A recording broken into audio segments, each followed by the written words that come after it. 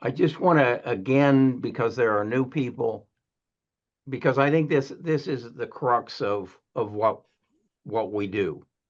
Um, this is my tell sheet. Below it is my watch list. Watch list is getting much larger than the tell sheet. I'm making a real effort to get rid of anything that I don't think is going to give me the kind of returns that I want in my next 3 years. What you have is the ticker, the current price, the industry, the current market cap, PEG ratio, current ratio. Some of these don't come out because they're not profitable. I've re-established the 52-week high and low. I had taken that out, but I find it more and more valuable as helping me understand why a stock is where it is and why this number is so high and how is it relevant. Um, I've also added 2029 because we're almost through 2028. And so I wanted to project what the price is going to be for a 3-year period. So I'd rather than be less than 2.5 years, it's going to be 3.25 years. That number, 30.31.25, represents this number, the 2029 number. This number for AEHR represents that number, the price of 2028. The reason I haven't filled this number out is because their earnings call is only about 13 days away. So I want to wait for their earnings call to fill that number in. I'm okay.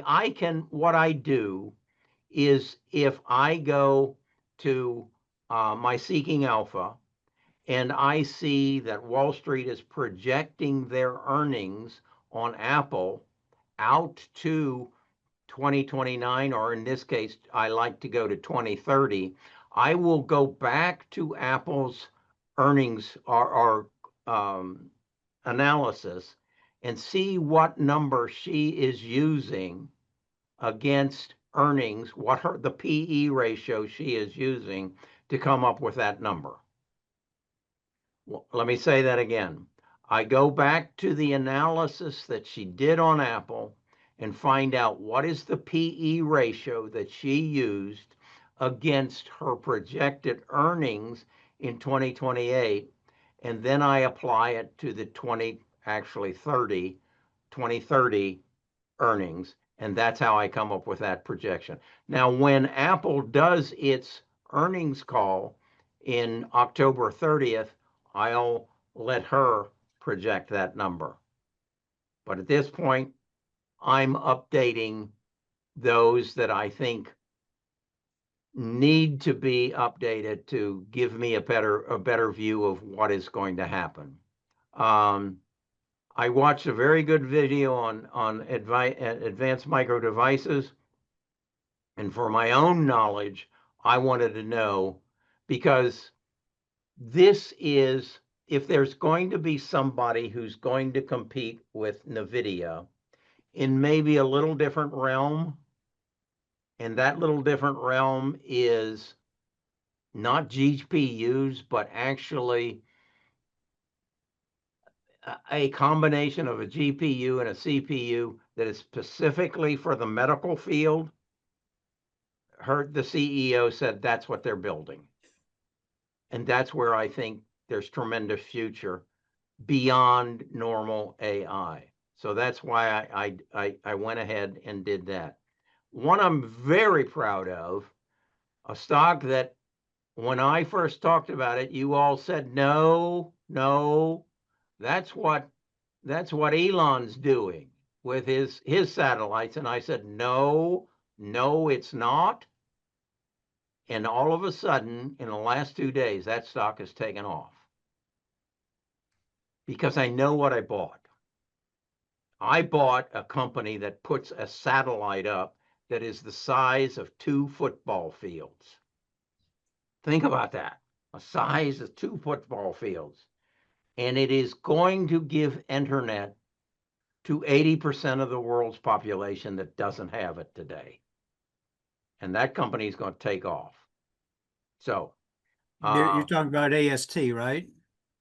ASTS. Right. Yeah.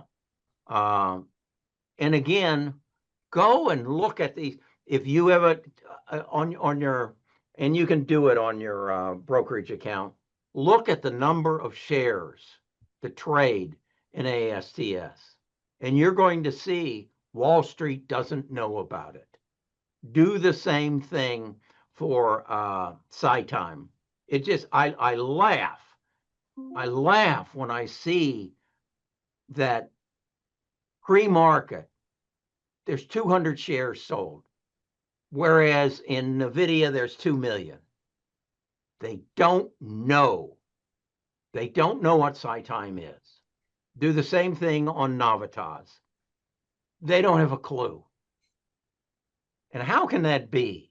Because they're obscure little stocks that they don't dare take to their manager and say, hey, we need to build a position in Zeihan because as soon as they get their plant built, Jensen's going to change every timing device that goes with his GPUs to MIMS timing devices. And again, you don't believe it's true? What did JP Morgan do last week relative to Iran? They upped the price. They upped their price from 14 from $14 to $22 a share. And that's what it closed at today. They don't have a clue. Hey, Kerry, Srini here. Can I have a minute? Yes. Yeah, Kerry, thank you for everything you do. Like, I want to share first my success story, and then I can ask some questions on Zeihan. So my Roth IRA account gave me more than 100% returns in less than 6 months after following your trades. That was amazing. I was a platinum member for more than a year. But first 6 months, I didn't do anything. I just listening and not trading or any stocks you guys mentioned. But after 6 months, then I thought, why the heck I'm paying $45? Of course, I am getting some 20% discount. I'm charging for $45. Why the heck I'm paying 45 just like listening to the calls? So I just then worked on some trades like Irene, AEHR, Soundhand, and few other stocks, Navitas. So they gave me some good returns in 6 months. And thank you for that. And in 5 years, that account, of course, I made some profits and some bad stocks, some bad trades. I went down. So I was like, from last 3-4 years, I just stayed the same. But last 6 months, it's got doubled. Really thank you for that. 6 months. Let me just, because you speak with an accent, I want to make sure everybody understood what you said. In the last 6 months, your portfolio doubled. Yes. Yeah. More than double, I would say, but yeah. Oh. And why is that? Because I think we need to explore this as a group. What happened? We learned how to learn what we own, and we put basic business fundamentals up in front as most important. A company makes money when it increases revenues. It makes money when it improves its margins that turn into increasing earnings. And then the market wakes up and says, hey, maybe we should invest in that. Yeah. That's all available. I have a chart, a site I can go to, and I say, scan every company in the world and give me those companies who are growing their revenues in excess of 20% in the last quarter and projecting forward. It's all there. I just don't know what the people at Goldman Sachs are doing. Yeah. Thanks for that. And a couple of questions. Of course, I missed the Apple-Avin. Apple-Avin, I thought of buying at 300, but of course, I mean, it is going up, and then I thought I missed that bus. But See, I'm not in Apple-Avin either. Yeah, we missed that bus. Yeah, now it's growing crazy. I don't know, but I'm not chasing that. I'm so, not either. Zeihan. So is that still a good buy now? I know it's almost increased $100 from last time I see 3 months ago. So do you think it's still a buy, or we can wait? Okay, let's just use Zeihan as an example. It is at $308. It's 3% off of its all-time high.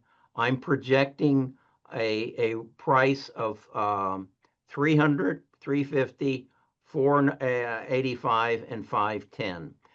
At today's price, that will give you a return in 2029 of 65.5%.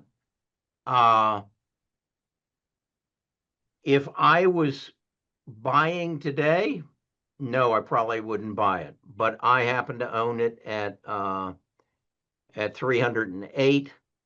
208, you mean? 208. No, that's what it. I own it at 184. Oh, okay. Okay, so my gain on it will be 163%. Yeah. Now,